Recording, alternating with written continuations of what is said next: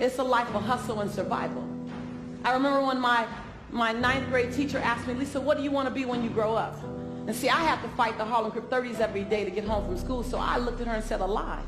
I took an English class, I got a fail in English. And my English teacher said in front of the entire class, Lisa, you have to be the weakest writer I've ever met in my entire life. Don't worry, my story ends good. Don't feel sorry for me. I got 7 under my belt.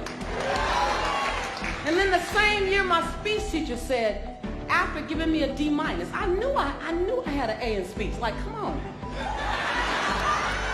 He obviously didn't agree with me. He gave me a D- and said, quote unquote, Miss Nichols, I recommend you never speak in public, that you get a desk job. So here's the beauty of that story.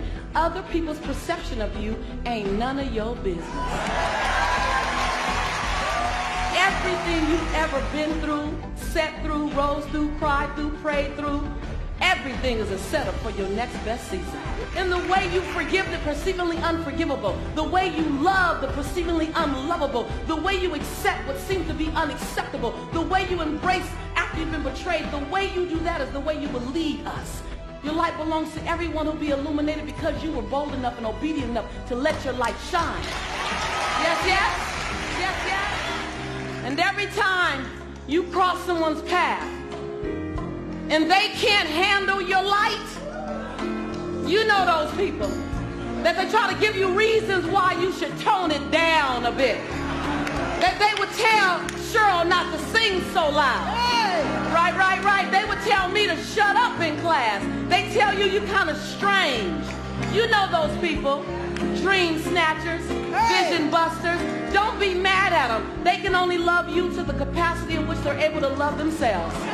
Don't be mad at them. Don't be mad at them. Pray for them. Love them. Because they're dealing with themselves like we're dealing with us. But I want you to remember that your 70 watts has to be turned way up.